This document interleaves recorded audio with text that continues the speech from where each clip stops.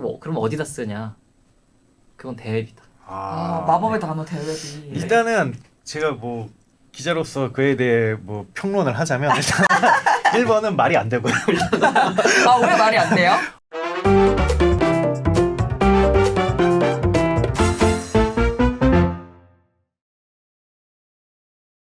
고품격 테크 방송. 아웃스탠딩 쇼. 안녕하세요. 아웃스탠딩의 최용식. 정지혜입니다. 예, 저희 방송은 출근하면서 들어도 좋고 점심 먹고 들어도 좋고 야근하면서 들어도 좋고 쉬는 날 멍 때리면서 들어도 아주 좋은 좋죠.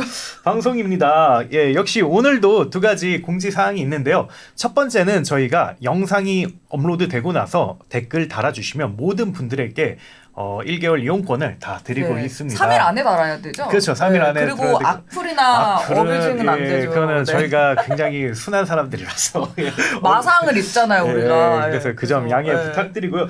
두 번째는 저희가 브랜디드 콘텐츠 PPL에 아주 열려 있다는 거 이거를 말씀드리고 싶습니다. 그래서 관심 있는 분들은 helpoutstanding.kr로 연락을 주시면 저희가 친절하게 응대를 드리도록 하겠습니다. 그래서 꼭 말씀드리고 싶은 게 이게 정말 이게 떡상하는 채널에 들어가야 그래야 이제 광고 효과를 최대한 누릴 수 있다는 점. 물론 저희가 구독자 수나 뭐 이런 건 좀 겸손합니다. 하지만 저희가 지금 잘 되고 있으니까 화제의 중심에 있는 것은 사실이거든요. 많은 관심 부탁을 드리고요. 오늘도 저희 내부 기자가 게스트로 참여를 했는데 그 이성복님입니다. 그렇죠. 정말 선풀만 달렸던 그 방송. 그렇죠. 기자님 왜 이렇게 훈훈하고 말씀도 잘하세요라는 댓글에서 혹시 알바를 풀었나요라고 제가 물어봤던 그 방송에 나왔던 이성복 기자님이. 성복님이 일하는 저희도 좀 몇 년 동안 같이 일하고 있는데 일하는 걸 보면 뭐 정말 좀 손오공과 같다. 뭐 이런 이야기를 하고 싶습니다. 왜요? 마치 군둔을 타고 종횡무진 활약하는 모습이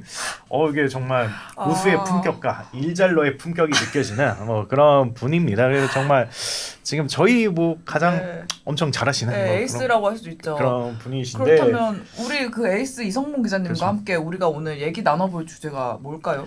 뭐 일단 잠깐 뭐 인사라도 간단하게 한번 하시죠. 안녕하세요. 이성복입니다. 다시 나왔습니다. 딱 좋았어요. 간결했어. 딱 좋았고 주제 말씀하셨는데 요즘 뭐 감사보고서 시즌이죠. 나오는 시즌인데 지금 저희가 계속해서 그 실적을 다루고 있습니다. 대형 스타트업에. 그래서 좀 이번에는 어떤 스타트업을 할까 굉장히 많이 고민을 했는데 아무래도 좀 뭐 스타트업이라고 하면 뭐 약간 뭐랄까 예전부터 지금까지 핫함을 그리고 대형화를 계속 유지하는 곳이 바로 배달의 민족이죠. 그렇죠. 제가 요즘 가장 많이 쓰는 서비스인데요. 그렇군요. 저는 요즘 잘 안 쓰고 있습니다. 근데 그 배달의 민족이 뭐 이름은 우아한 형제들이 원래 법인명인데 오늘은 배달의 민족 혹은 배민으로 이렇게 통일해서 이야기하려고 하고요. 좋습니다. 얼마 전에 어마어마하게 정말 호실적을 거뒀습니다. 그렇죠. 저희도 몇 번 방송에 얘기를 하긴 했는데 매출도 조 단위로 거뒀고 무엇보다도 영업이익이 4천억 원 이렇게 됐는데 과연 정말 그 비결이 무엇인지 비결이 뭘까? 그럼 걱정이 전혀 없을까? 그렇죠. 너무나 궁금하죠. 정말 앞으로 잘 나갈까라는 저희 특유의 반골 정신으로 한번 그걸 한번 파보도록 하겠습니다. 그러면 이제부터 우리 아웃스탠딩의 에이스 이성봉 기자님과 함께 배민의 속속들이 파보도록 할 텐데요. 첫 번째 질문을 제가 드리도록 할게요. 일단 2022년 실적부터 이제 우리가 살펴봐야 될 것 같은데 배민 어떻게 이렇게 흑자 전환을 했나요? 배민이 2019년부터 적자였거든요. 근데 이번에 4년 만에 다시 흑자를 낸 거예요. 2022년 작년 매출이 2조 9,500억 원, 그러니까 거의 3조 원 에 육박하는 매출을 냈는데 그게 2021년보다 50% 성장한 거예요. 이미 시장 1위인 기업이 50% 성장한 거고 역대 최대 매출을 냈습니다. 영업이익도 4,200억 원, 이익률이 한 14% 정도 되고요. 지난 3년간 코로나로 인한 팬데믹이 음식 배달 수요를 폭발시켰잖아요. 그러면서 매출이 크게 늘어난 건데 이게 구체적인 수치를 봐도 사실 알 수 있어요. 그 배민 측에 어느 정도로 늘어난 거냐 좀 물어봤더니 일단 업체 수, 입점 업체 수가 크게 늘었더라고요. 입점 업체 수가 2019년 말에 14만 개 정도였는데 22년 작년 말에 30만 개. 거의 3년 만에 2배 이상 늘었고요. 식당이 많아졌다는 건 플랫폼은 광고 수익이 커진다는 의미니까 배민의 주력 상품인 울트라콜 같은 광고 수입이 실제로 늘어났다고 하고요. 주문 수랑 결제액도 크게 늘었는데 주문 수는 2019년에 4억 건, 그때도 이미 많았지만 네. 작년에 11억 건으로 거의 3배가 또 늘었고요. 동시에 거래액도 3배 정도 늘었다고 합니다. 근데 보통 적자 기업이 흑자로 돌아서려면 네. 매출도 확 뛰어야 되긴 하는데 비용도 이게 잘 컨트롤되면 되게 좋잖아요. 만약에 그쵸. 이제 매출이 늘더라도 비용이 같이 늘면 좀 뭐랄까 맞추기 굉장히 어려워지는데 네. 근데 이렇게 흑자를 많이 낸 거는 아무래도 비용 단에서도 뭔가 좀 변화가 있었나요? 좀 어떻게 됐나요? 그러니까 비용을 살펴봤는데요. 판관비를 보면 비용 효율을 진행했구나, 뭐 이런 부분을 알 수 있었어요. 작년에 수요도 많이 늘어났지만 예상된 거는 어쨌든 코로나는 곧 끝난다, 모두가 알고 있었죠. 그러니까 배민도 그거에 대비해야 했거든요. 그래서 비용 효율화를 진행한 걸로 보여요. 뭐 예를 들면 급여랑 광고 선전비가 줄어들었거든요. 급여가 3,700억 원 정도인데 이게 전년보다 8% 정도 줄어든 비용이고요. 2021년까지 배민이 계속 사람을 채용했어요. 맞아요. 그 숫자가 굉장히 컸거든요. 가파르게 그 비용 인건비가 늘어났는데 작년부터 갑자기 줄이기 시작했던 거죠. 시장 상황에 맞췄다고 볼 수 있고 광고 선전비도 줄었어요. 사실 배달 시장이 경쟁이 치열한 곳인데 715억 원으로 4% 정도 광고 선비가 줄었거든요. 비용 효율화를 한다. 보통 기업들이 광고부터 많이 줄이는데 그쵸. 배달의 민족은 출혈 경쟁 속에서도 비용을 조금 줄였어요. 그 정도로 비용 효율화를 진심으로 했다라고 볼 수 있는 거죠. 그러면 지금 전반적으로 다 줄어든 것 같은데 혹시 좀 늘어난 비용 항목은 없나요? 이 압도적으로 늘어난 비용 하나가 있거든요. 그게 네. 어떤 거죠? 외주 용역비가 크게 늘었어요. 갑자기 늘었는데 2021년에 7,900억 원이었거든요. 외주 용역비가. 근데 작년에 1조 2,100억 원 수준으로 늘었어요. 이게 어떤 돈이냐면 배민 라이더스한테 주는 돈이거든요. 자회사, 그 배민의 자회사인 우아한 청년들이 운영하는 배달 대행 서비스인데요. 우아한 청년들 작년 매출이 1조 1,300억 원이에요. 그러니까 외주 용역비 중에 대부분이 여기로 갔다라고 볼 수 있고요. 그러니까 이 비용은 사실 주문 거래가 늘어나면 자연스럽게 같이 늘어나는 거거든요. 그러니까 이게 그럼 매출이랑 같이 올라야 되는데 매출보다 더 많이 늘었어요. 2021년에 그 전년보다 2배 늘어났고 작년에는 54% 늘었거든요. 이거는 크네. 매출 증가 속도보다 좀 빨라요. 수익선을 개선해야 하는데 외주 용역비가 계속 늘어나다 보니까 다른 비용을 줄이면서 비용 효율화를 했다고 볼 수 있죠. 근데 좀 한 가지 확실히 이해되는 거는 배달 대행업이니까 거래액에 따라 같이 늘어나는 건 이해가 되는데 근데 규모가 되면 왠지 좀 효율화가 되지 않을까라는 기대가 들단 말이죠. 근데 그게 아니라 오히려 더 늘었다는 거잖아요. 그쵸. 그게 급격하게 사실은 네. 거래액보다도 네. 좀 그 이유가 좀 어떤 거예요? 이게 외주 용역비, 그러니까 외주 용역비가 배달 대행이라고 말씀드렸는데 배달 대행 서비스에 크게 두 가지가 있죠. 요즘 일반 배달과 단건 배달이 있는데 그쵸. 단건 배달이 비용을 크게 늘렸어요. 2019년에 쿠팡이츠가 등장하면서 단건 배달 서비스가 사람들이 일상적으로 이제는 쓰게 됐는데 단건 배달을 하게 되면서 배민도 여기에 뛰어들게 됐거든요. 그러면서 사람들이 수요가 몰리니까 더 빨리 배달 오는데 시키는 거죠. 그러니까 단건 배달 수요가 엄청 몰려들었어요. 그러다 보니까 단건 배달은 아무래도 비용이 더 클 수밖에 없거든요. 그쵸. 일반 배달은 여러 개를 묶어서 가는데 같은 거리를 라이더가 한 번에 한 번만 가는 것과 여러 개가 가는 비용이 다를 수밖에 없는데 단건 배달은로 인해서 비용이 늘어난 거죠. 근데 라이더 숫자는 제한적이거든요. 일하는 사람들이 늘어났다고 해도 그때 코로나 때는 수요가 워낙 크게 늘어나는 시기라 라이더 경쟁도 있었어요 당시에. 그러면 돈을 더 줄 수밖에 없죠. 그러니까 거기에 프로모션 비용도 들어갔을 거고 여러 가지 비용이 더 많이 들어가서 단건 배달에. 그러니까 거기에 출혈 경쟁이 계속 심하니까 돈을 더 줄 수밖에 없고 라이더들은 단건 배달에 더 투입되겠죠. 돈을 더 벌 수 있다고 하니까. 그러니까 비용은 늘어날 수밖에 없었고요. 그래서 배민 입장에서 보면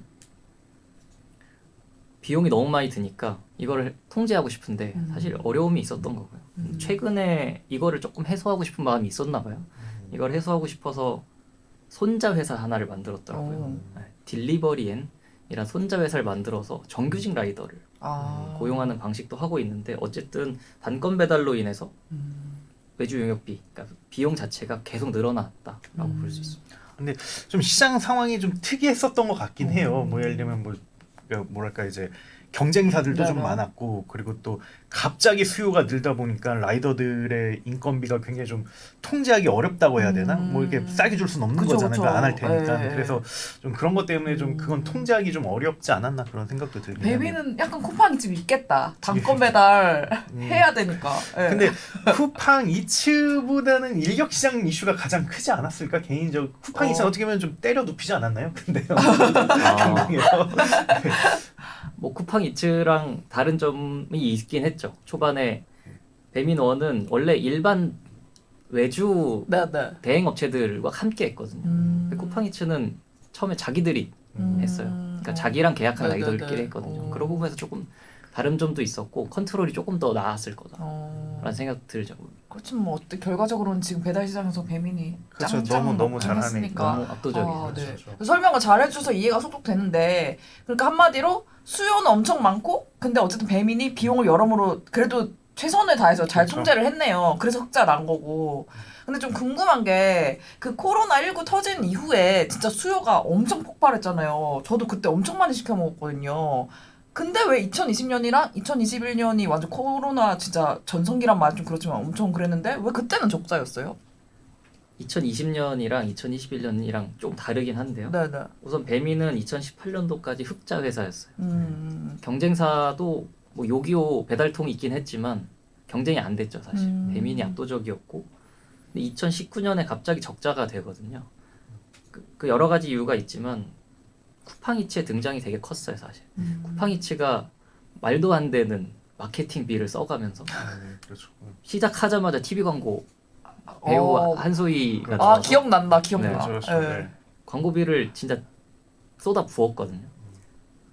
그러니까 배민이 밀린다는 느낌이 들었을 거예요. 시장을 조금씩 얘네가 먹어가는 것 같네. 그렇죠.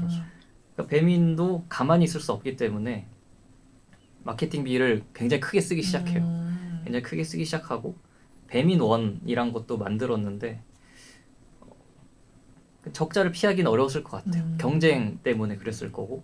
근데 말이 적자지 적자 폭이 되게 미미했어요. 아, 그래요? 맞아요. 예, 그래서 적자 폭이 그때 매출 2020년 매출이 1조 1천억 원이에요. 이미 조단이었고 네. 근데 적자가 110억 원밖에 안 돼요. 그 정도면 그러니까 진짜 1%밖에 안 되기 때문에 맘만 먹으면 언제든지 해소할 수 있는 적자.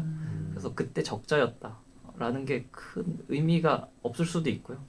2021년에 매출이 2조 원이 넘거든요. 그때가 조금 달라요. 결이 좀 다른 적자인데 이때는 왜냐하면 이때는 사실상 흑자였다 이런 얘기도 하거든요. 뭔가 좀 회계적인 측면에서 그냥 형식적인 부분이 뭐 있었나 보네요. 좀. 그쵸. 2021년에 특별한 일이 있었는데 배민에서 주식 보상 비용이라는 게 재무제표에 나와 있어요. 2021년 실적을 보면 그해 창업자인 김봉진 의장이 임직원들한테 자신이 갖고 있던 DH 딜리버리 히어로 모 회사 주식을 증여했거든요. 이 임직원 2,100명한테 줬더라고요. 아이 멋있다. 네, 라이더까지 포함해서. 네. 대단한. 아니요, 공짜로 주는 건 아니에요. 돈 받고 줘야 되는데. 예. 어쨌든 예. 네, 이렇게 줬죠. 그러니까 주식 보상 비용이 들어가 있어요. 그러니까 비용이 증가한 거죠. 이게 개인이 회사에 증여하고 회사에서 임금비 성격으로 임직원들한테 주는 건데 회사를 통해서 줬기 때문에 비용으로 잡힌 거고요. 그 액수가 1,600억 원이었어요.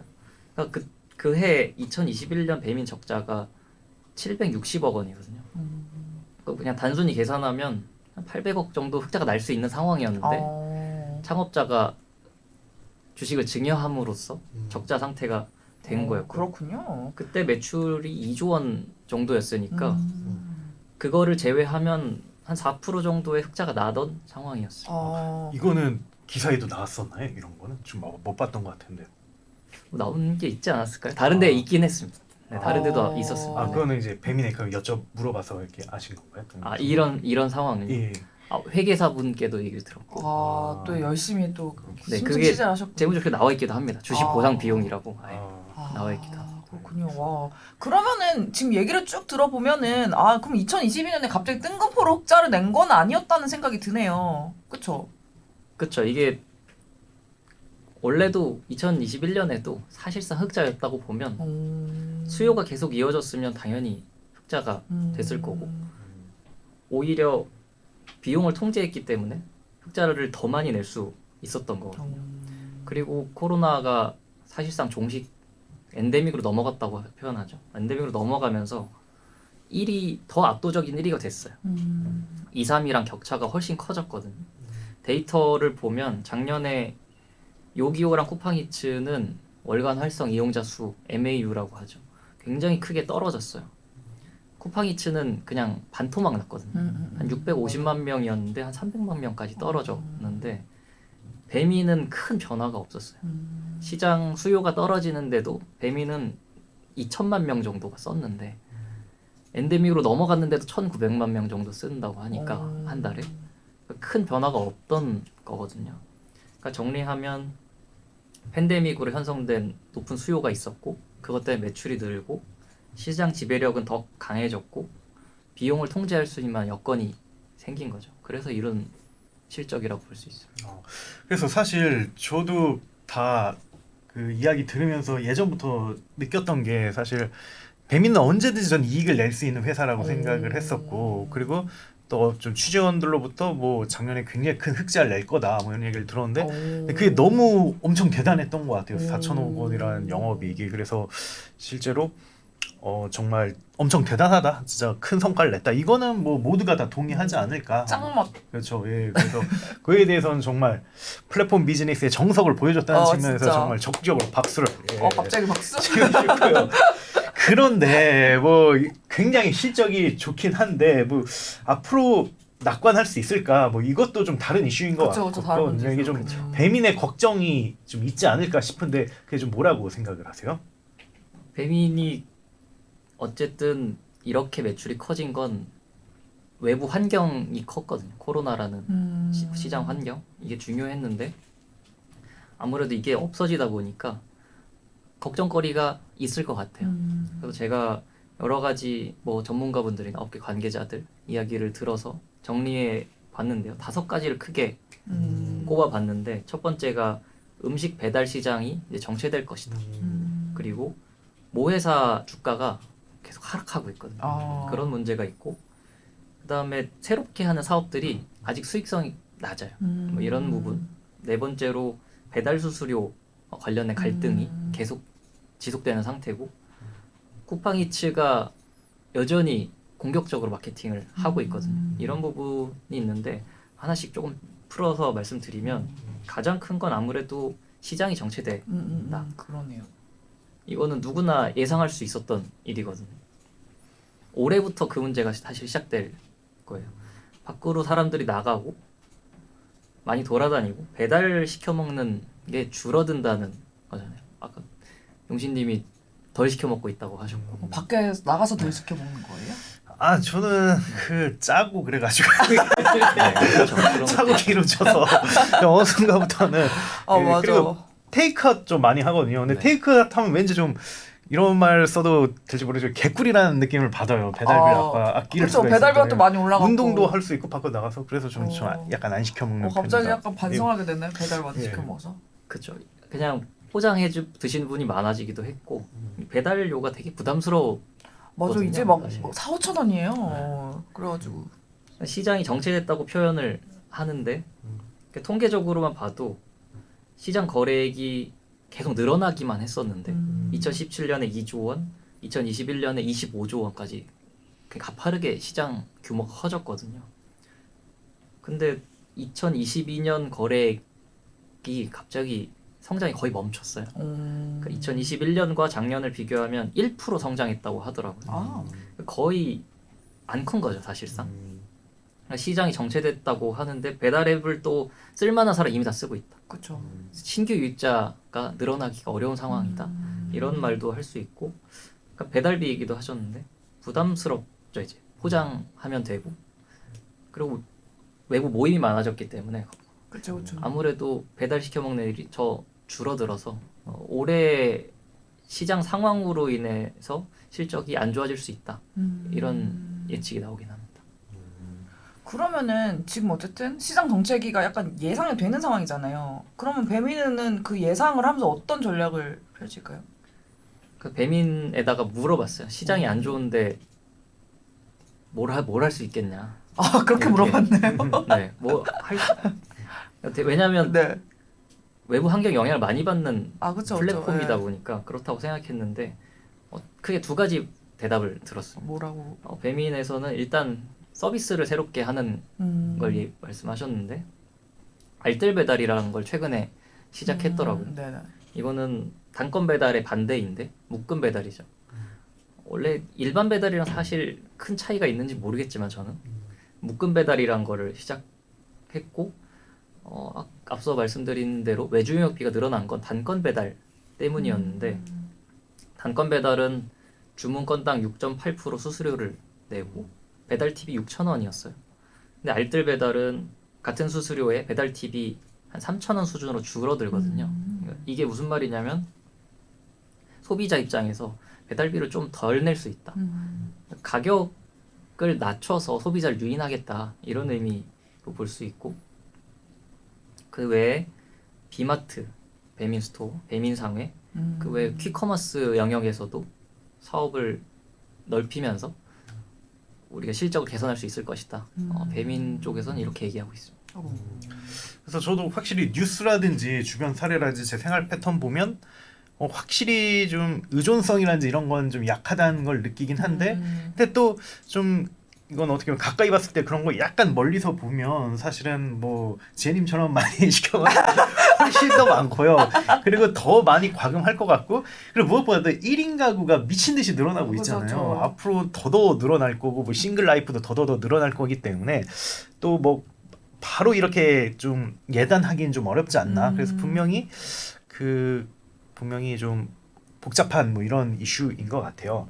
그러면 이어서 두 번째 걱정거리가 모회사의 주가 하락. 그 쉽게 말해서 딜리버리 히어로가 상황이 안 좋다. 뭐 이런 걸 말씀하셨는데 좀 상황이 어떤가요, 이거는?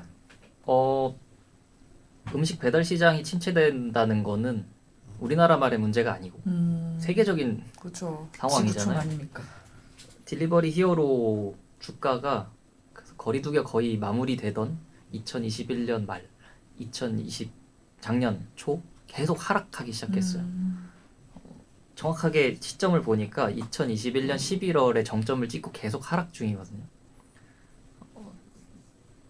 이해하기 편하게 원화로, 원래 유로인데 원화로 바꿔서 말씀을 드리면 2021년 11월에 18만 원이었어요, 주가가. 근데 다음 달에 14만 원이 되거든요. 두 달 뒤에 6만 원이 돼요. 헐, 3분의 1 토막이 났네요. 그리고 그 다음 세 달 뒤에 4만 원이 되거든요. 그러니까 1년 6개월 동안 80%가 증발해요. 이 정도로 투자자들이 전망을 안 좋게 본 거죠, 사실. 돈을 거기서 뺀 거니까. 최근에도 오늘도 보고 왔는데 주가를 한 5만 원 전후더라고요. 그러니까 그 전으로 돌아가려면 아직 멀었다. 2배 이상 올라야 되는 상태라 주가 회복 속도가 매우 더딘 상황이고요. 게다가 외신을 조금 뒤져보니까 딜리버리 히어로가 현금이 좀 필요한 것 같더라고요. 올해 2월에 1조 4천억 원 정도의 전환사채를 발행했어요. 그러니까 현금 조달이 필요한 상황으로 보이고요. 그러니까 시장 악화, 주가 폭락 등을 극복하려고 유동성 확보를 하려는 게 아닌가 싶습니다. 그러니까 저도 주변에 취재원들로부터 신뢰할 만한 취재원으로부터 썰을 들었는데 뭐죠? 뭐냐면 썰 얘기 너무 좋아. 그러니까 배민이 매각을 했을 때 네. 현금 일부인데 주식 수합이 굉장히 많았대요. 그래서 어떻게 보면 기존 주주들은 딜러버리 히어로의 주식을 받은 건데 이게 하고 나서 막 폭락을 하고 있다는 거예요. 그러네, 어떡해? 그래서 지금 목표 수익률이 초기 기대했던 것보다 훨씬 못하다고. 그걸 좀 어떻게 현금화했는지 모르겠어요. 근데 아마 지금 뭐 좋아지지가 않았으니까 아마 뭐 처음에 기대했던 것보다는 훨씬 더 많이 못했을 거예요. 그래서 그게 좀 약간 그 배달의 민족 투자가 어떻게 보면 전설적인 그런 사례로 그쵸. 남는다 뭐 이런 얘기가 많았는데 근데 지금 돌이켜 보면 좀 그게 약간 좀 그 퇴색이 되는 뭐 이런 얘기를 하더라고요. 그래서 예. 아이고. 그러면은 모 회사가 당연히 위기면은 그거에 배민한테도 그러면 어쨌든 영향이 좀 끼치지 않을까요? 영향이 갈 수밖에 없죠. 네. 아무래도 독일 회사인데 독일에 지금 서비스를 안 하니까 독일에 없는 독일 회사 뭐 이런 얘기도 하는데 일단 부모가 힘든 거잖아요. 부모가 힘든데 자식이 잘 나가면 기대는 상황이 벌어질 수도 있죠. 지금 그런 상황이라고 보여요. 배미는 현금 흐름이 진짜 좋은 회사거든요. 계속 현금이 들어오는 현금 비즈니스인데 현금 흐름만 봐도 2021년에 2천억 원 규모의 영업부에서 창출된 현금 흐름 2천억 원 규모였거든요. 작년에 5,200억 원대로 크게 늘어요. 게다가 4천억 원의 영업이익도 냈고 현금 자산만 봐도 7천억 정도 있더라고요. 내 아들이 이렇게 잘 나가? 도움 좀 받자. 이렇게 모회사 입장에서 볼 수 있어서 근데 이게 재무제표상에 일부 나타나는 게 있더라고요. 재무제표상 보니까 일단은 배민이 모회사에 주는 영업비용이 굉장히 크게 늘었어요. 영업비용은 지급 수수료, 외주ing역비 이런 것들이 포함되어 있는데 2년 전과 비교했을 때 작년에 130배를 줬더라고요. 어느 정도 원래는 2021년에 2억 원 줬는데 작년에 291억 원을 지급했어요. 갑자기 수백억 원을 모회사에 주는 상태가 된 거죠. 그리고 자본잉여금을 이익잉여금으로 전환했어요. 이거는 배민이 원래 적자였다고 했잖아요. 그래서 결손금이 쌓이고 있었거든요. 3,600억 원 정도의 결손금이 있었는데 2021년까지 작년에 흑자를 냈잖아요. 그러면 단순히 계산하면 한 수백억 원의 잉여금이 쌓이는 게 맞는데 이익잉여금이 4,500억 원이거든요. 뭐 이 돈은 어디서 나온 거지? 자본잉여금을 전환했기 때문이더라고요. 전환해서 자본잉여금이 5,300억 정도 있었더라고요. 이거를 전환해서 4,500억의 이익잉여금을 만들었는데 자본잉여금 5,300억은 무슨 돈이었냐면 과거에 뱀이 투자받은 적이 있어요. 근데 이 투자를 받았을 때 돈을 거의 쓰지 않았던 거예요. 계속 흑자를 내는 상태였기 때문에 자기 돈으로 굴러가는 회사여서 투자금을 쓸 이유가 없었던 거죠. 계속 투자금이 쌓인 상태였고 이 돈을 이익잉여금을 전환, 그러니까 성격만 바꾼 거죠. 원래 배민이 갖고 있던 돈인데 성격을 바꾼 거예요. 그러니까 왜 바꿨을까를 생각해 보면 여러 가지 이유가 있을 수 있지만 모 회사가 힘드니까 배당금 지급을 위해서 바꾼 게 아니냐. 자본잉여금은 배당금 지급이 안 되는데 이익잉여금은 배당을 할 수 있거든요. 그래서 전환한 게 아니냐라는 얘기가 나옵니다. 이게 IT 벤처계 꽤 있어요. 이런 사례가. 왜 이렇게 이베이 생각이 나냐? 네, 그 이베이가 대표적인데 이베이 코리아가 어쨌든 계속 이익을 내고 있는데 그거를 그 써야 되잖아요. 사실 회사 입장에서는 지금 막 쿠팡도 치고 나오고 티몬도 치고 나오고 막 이런 상황에서 적극적으로 대응해야 되는데 모 회사가 힘들다 보니까 그걸 다 가져가는 거예요. 배당으로. 홀랑홀랑. 그러다 보니까 결국은 쿠팡에게 밀려가지고 어떻게 보면 잘 안 된 사례도 있고. 그쵸, 근데 이게 굉장히 많아요. 뭐 예전에 액토즈 소프트라는 회사도 중국의 샨다 게임즈라는 회사가 인수를 했는데 그냥 이익을 내면 그냥 족족이 다 그냥 가져가는 거예요. 그냥 그 배당으로.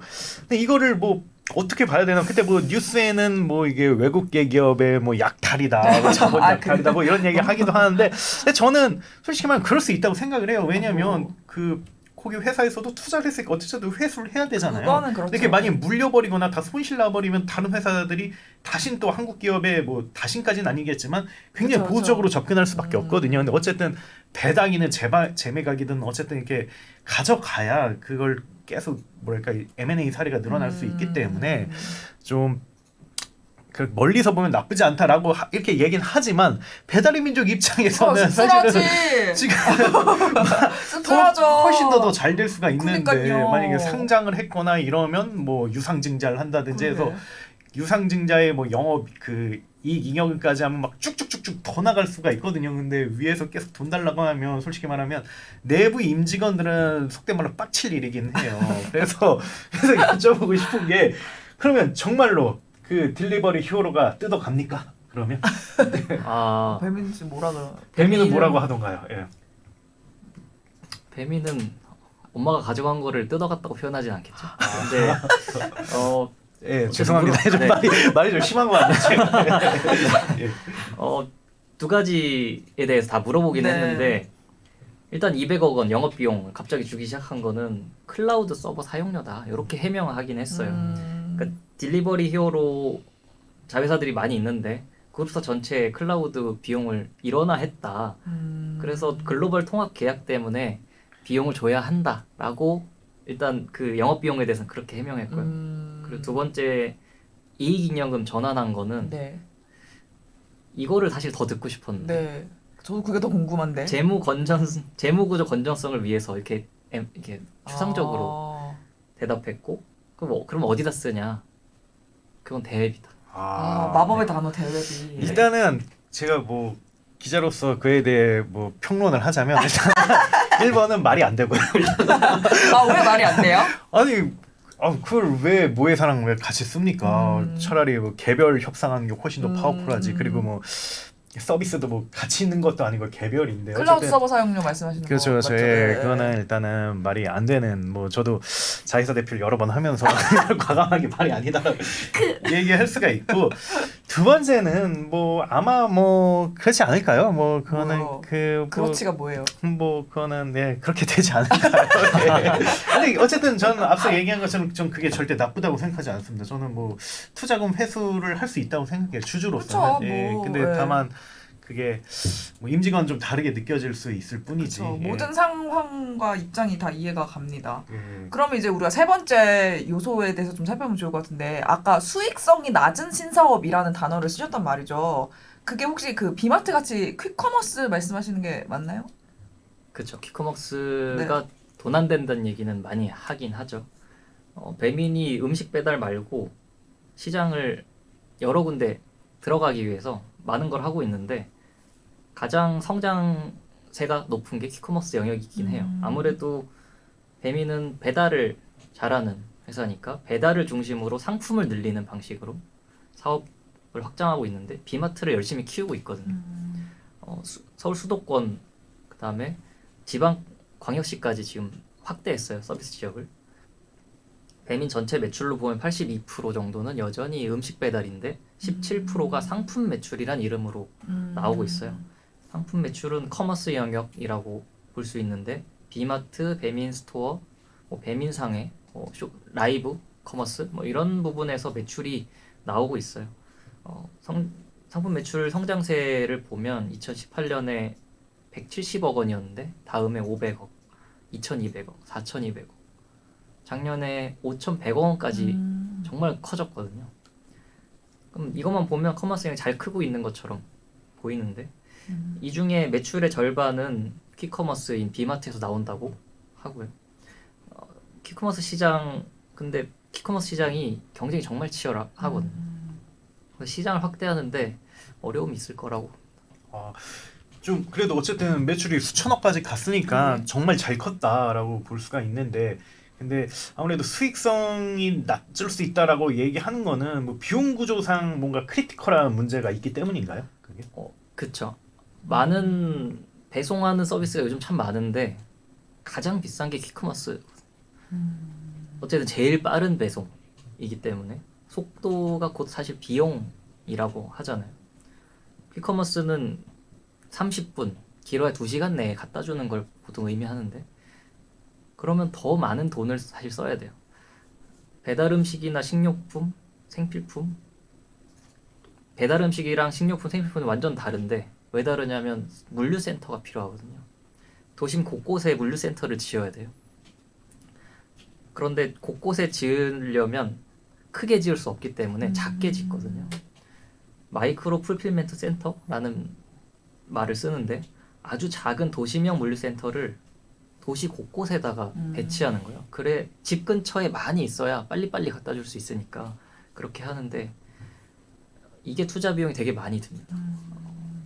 편의점 업자들이 요즘 많이 하고 있기도 한데 편의점은 그 자체로서 물류센터일 수 있어서 그쵸. 조금 더 용이하고 요즘 잘하고 있다고 하는 회사 중 하나 올리브영 올리브영. 같은 회사는 퀵커머스를 하는데 물류센터가 이미 있죠. 그 매장들이 있기 때문에 쉽게 재고 관리나 배달이 용이한데 배민은 직접 져야 되거든요. 오프라인 기반의 물류가 없기 때문에 인구 밀도가 높은 지역에다가 물류센터 지으려면 임대료도 굉장히 커지거든요. 비용이 많이 들기 때문에 퀵커머스가 돈 벌기가 쉽지 않다. 이렇게 말합니다. 저도 비마트 진짜 많이 쓰거든요.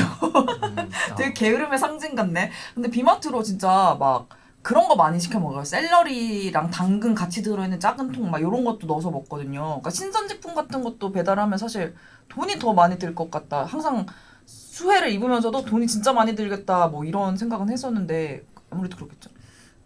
이게 원가율을 말씀드려야 되는데 비마트가 신선식품 뭐 간편식 먹는 거를 팔죠.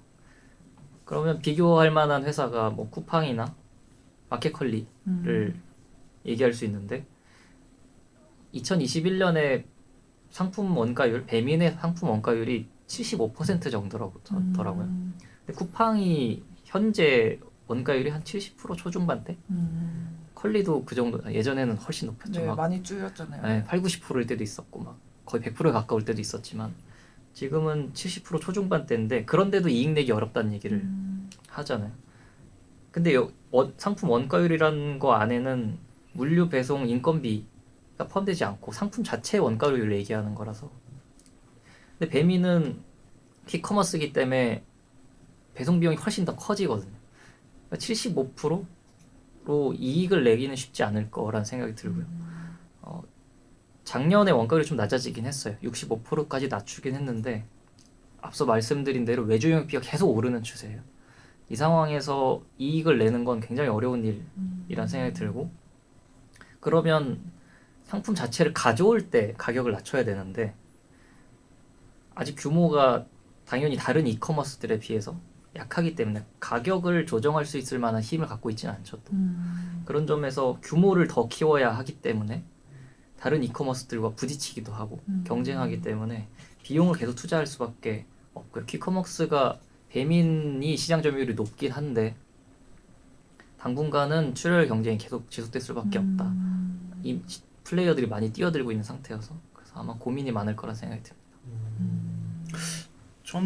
저도 뭐 굉장히 많이 공감되고요. 그 확실히 신선식품에서 돈 벌기가 그 자체가 진짜 어려운 것 같아요. 네.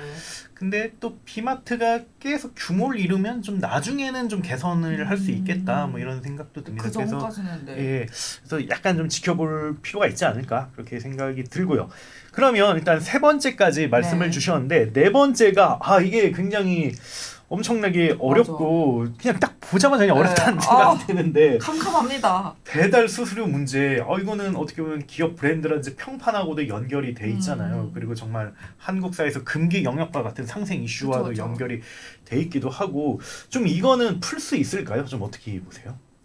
이게 제일 어렵죠. 배민한테 제일 어려운 문제가 배달 수수료 갈등이죠. 갈등이라고 표현도 하는데 라이더, 입점 업주들, 자영업자들이죠. 자영업자들, 그다음에 소비자들은 늘 수수료를 덜 내고 싶어하고 덜 주고 싶어하죠.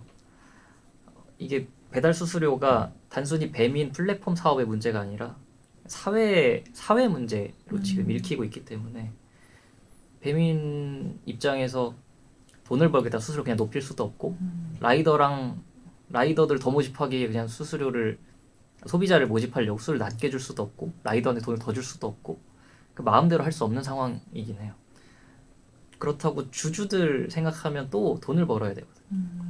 굉장히 어려운 상태여서 플랫폼 기업의 딜레마라고도 할 수 있고 이게 독과점 어쨌든 플랫폼은 독과점 그러니까 점유율이 높아야만 돈을 버는 사업인데 이런 문제랑 늘 부딪히고 우리나라가 조금 더 문제가 더 심각하다고 저는 느껴지긴 하는데 왜냐하면 배달 수수료라고 하는 게 아까 6.8%란 얘기도 했는데 플랫폼 수수료가 일반적으로 훨씬 높거든요. 백화점만 생각해도 20-30%씩 가져가요, 수수료를. 6.8%라는 건 플랫폼으로 볼 때 그렇게 높지 않지만 사회적인 파장이 큰 수수료여서 쉽게 올리거나 내리긴 어렵다. 이게 국회에서도 거론된 적이 최근에 있는데 네. 배민 함윤식 부사장이 국회에 출석해서 배달비를 낮추기 위한 방안을 검토하겠다. 그러니까 국회의원들이 배달비를 낮춰라. 너네 돈은 많이 벌지 않냐? 라고 했는데 배민이 그걸 당장 쉽게 낮출게요 라고 말하긴 또 어렵지 않나 생각이 듭니다. 그래서 좀 개인적으로 안타까운 게 사실은 주변에 F&B 하는 친구들이 좀 있어요. 그래서 근데 저는 뭐 배달의 민족 역사를 아니까 그리고 창업자가 진짜 대단한 분이라는 걸 알고 있기 때문에 저는 배달의 민족이 진짜 위대한 기업이고 창업자도 정말 대단한 분이다. 뭐 여러 가지 족적을 남긴 분이고 이런 얘기를 하는데 F&B에 있는 친구들에게 얘기하면 진짜 씨알도 안 먹혀요. 진짜 예. 이런 말이 전혀 공감을 안 하고 그분들의 배달의 민족에 대한 분노치는 거의 뭐 천정까지 왔더라고요. 그러니까 뭐 논리적으로 그 말씀하신 거 뭐 백화점 20-30%뭐 이런 게 말이 그게 안 와닿겠죠. 안 와닿고 왜냐면 정말 그분들은 몇 프로 마진을 먹는 건데 그게 지금 구조적으로 계속 줄고 있어가지고 그래서 근데 또 다른 한편으로는 그런 얘기를 해요. 그래도 배달이 민족이 있기 때문에 어떻게 보면 마케팅 채널이 하나 더 늘어난 거고 뭐 그러냐라고 하는데 또 그러면 거기에 또 화를 내면 독점이잖아 뭐 이런 얘기 하시더라고요.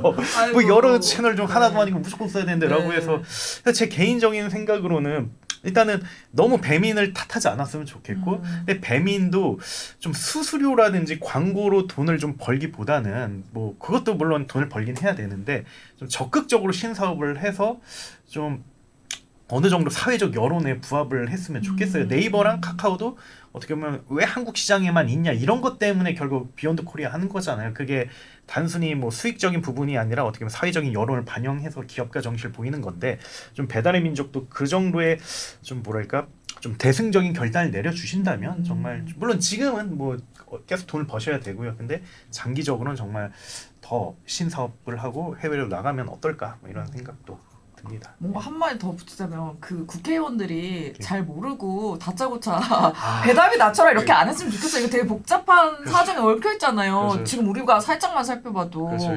근데 뭐 그걸 다 파악을 하고 말씀을 하셔야지. 그리고 그리고 정말 그 IT 업계 그 오피니언 리더들의 건강을 위해서라도 뭐 배달앱 만들겠다는 이런 건 좀 안 했으면 진짜 세금 낭비 아닙니까? 그거는 내가 뭐 이해는 합니다. 합니다만 지금 한 1-2년 전에 그런 시도가 굉장히 많은데 지금 딱 돌이켜보면 뭐 아무것도 없잖아요. 그래서 저는 이름도 기억이 안 나요. 좀 어느 정도 이해 있는 그런 솔루션이 나왔으면 좋겠어요. 조금 더 알아보시고 좀 말씀하셨으면 좋겠다. 너네 돈 많이 버니까 배달비 낮춰라. 이게 무슨 얘기입니까? 그거는 이게 무슨 말이 안 되는 합리적이지 않다라고 생각을 합니다.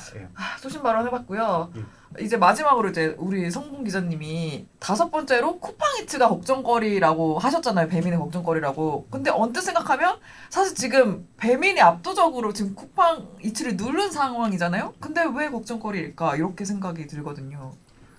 쿠팡이츠가 시장 파괴적인 전략을 잘 쓰거든요.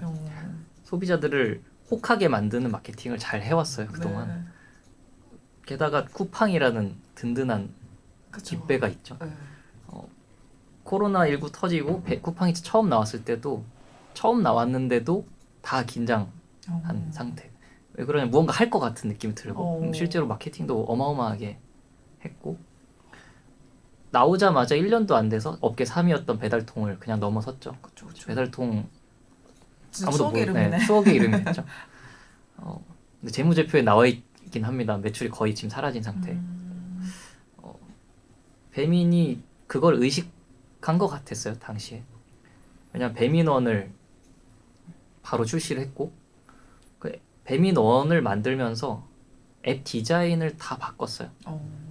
그게 배민이 처음 나오고 설립된 뒤에 11년 만에 앱 개편이라고 그랬거든요. 그러니까 쿠팡이츠로 인해서 앱 개편을 할 정도로 큰 견제를 했다 배민이. 이렇게 볼 수도 있고 그 정도로 쿠팡이츠의 파괴력은 좀 컸다는 생각이 들어요.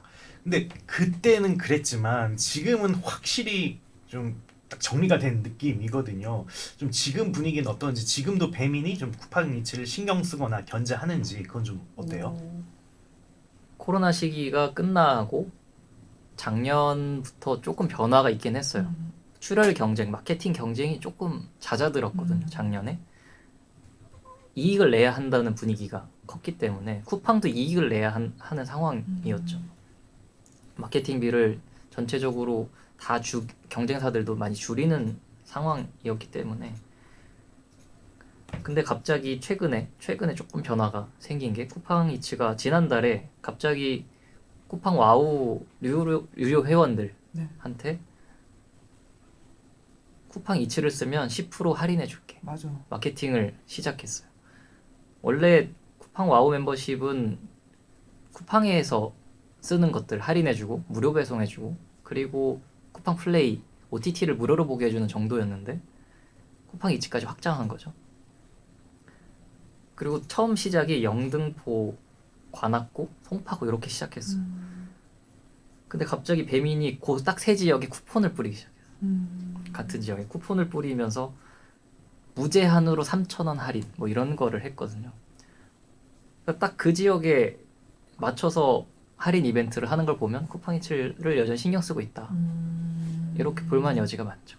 그래서 확실히 뭐 좀 업계에서도 뭐 배민의 주적은 뭐 쿠팡이다 뭐 이런 얘기를 다 인지하고 있고, 그리고 확실히 뭐 완전히 승기를 잡긴 했지만 진짜 모르는 것 같아요. 언젠가는 뭔가 나올지. 물론 쿠팡에서도 쿠팡 이츠에 대한 투자를 뭐 줄인다든지 뭐 이런 얘기도 있긴 한데 또 언젠가는 계속 투자를 늘릴 수도 있는 거고, 정말 확실히 모르는 게 아닌가. 쿠팡이 너무 무서워요. 예, 네. 맞습니다. 예. 그렇군요. 배민 측에다가 쿠팡 이츠 때문에 했냐 이렇게도 물어봤는데 당연히 뭐 아예 쿠팡 이츠 언급을 하질 않더라고요. 이벤트를 한 이유는 이런 겁니다. 뭐 이 정도만 얘기를 해서. 네. 거기서 C사라고 하는 거 아니에요? 쿠팡이라는 게 금기서. C사. 아예 입에 올리지 않더라고요. 네. 볼드모트 같네요. 그렇군요.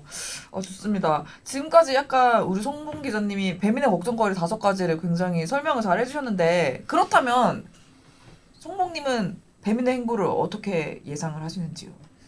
제가 걱정거리라고 하면서 5가지를 말씀드렸지만 사실 압도적 시장 1위고 잘하는 회사이거든. 제가 걱정되는 것들을 찾아서 말씀드린 거지 분명 잘 될 거라고 생각하고요. 문제는 어쨌든 성장률, 성장세 뭐 이런 거일 텐데 지금까지 배민이 하는 사업 방식으로 볼 때 크게 3가지 정도로 예상해 볼 수 있겠더라고요. 첫 번째는 광고 비즈니스 과금 구조를 더 고도화할 것 같아요. 작년에 클릭당 광고비를 과금하는 수익 모델 CPC라고 하는데 클릭하는 당 광고비를 내는 거죠. 이걸로 수익을 많이 봤다라고 얘기하더라고요. 수익을 극대화하기 위한 광고 상품을 계속 출시하고 고도화하는 작업을 할 것 같고요. 두 번째로는 퀵커머스에 조금 더 힘을 줄 것 같아요. 퀵커머스 성장률이 굉장히 빠르기 때문에 식료품이나 생필품을 배송해주는 서비스를 활성화할 것 같고요. 최근에 상비약 판매까지 하려고 하더라고요. 책도 막 오던데 영풍문고 책도 막 배달해주고 막. 그러니까 퀵커머스를 할 수 있는 건 다 하려는 움직임이고 또 다른 먹거리도 찾으려고 하는데 일단 현금이 굉장히 많거든요. 아까 말씀드린 모 회사가 계속 가져가지만 않는다면 현금은 계속 돌기 때문에 계속 가져가면 어떡해요? 네, 계속 돌고 있기 때문에 이 현금을 통해서 신사업 계속 도전하고 있는 것 같아요. 인공지능이나 자율주행, 라이브 커머스도 하고 있고 특히 서빙 로봇 쪽에도 많은 투자를 하고 있는 것 같아요. 그러니까 배달 중심이 아니라 외식업 쪽에서도 많은 사업을 늘리려는 것 같고 올해 2월에 서빙 로봇 법인을 출범시켰더라고요. 비로보틱스라는 이름으로. 원래 서빙 로봇 사업부가 배민 안에 있었는데 이거를 독립시켰더라고요. 로봇 시장에도 본격적으로 우리가 하겠다.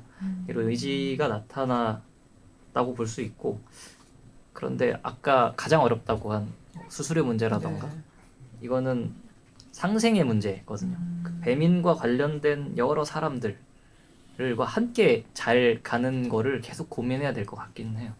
배민이 미치는 사회적 영향이 점점 더 커지고 있기 때문에 사람들이랑 소통하고 비즈니스를 발전시키는 문제라서 근데 그동안 배민이 그렇다고 그거를 아주 못해왔다라고 또 말하기는 어려워서 장기적으로 잘 할 거라고 생각하고 이런 상황 제가 걱정거리랑 무관하게 아마 회사는 잘 될 것 같습니다. 네. 근데 사실은 전 배민은 이제 뭐 네이버 카카오급이라고 생각을 해요. 뭐 정말 몇천억 이익을 내고 있고 그리고 정말 뭐 이번에 좋은 실적 정말 축하드린다라는 말씀 정말 대단하시다라는 이야기를 꼭 드리고 싶고 그리고 앞으로 더더욱 좋은 모습 보여주시길 그렇게 기대하고 있고요. 그래서 이제 어느새 이제 시간이 다 됐는데요. 오늘은 이제 배민에 대해서 이야기를 많이 나눠봤고요. 근데 성목님이 정말 손오공처럼 정말 그렇게 정말 폭넓은 자료를 아주 자유자재롭게 잘 쓰는 그러니까.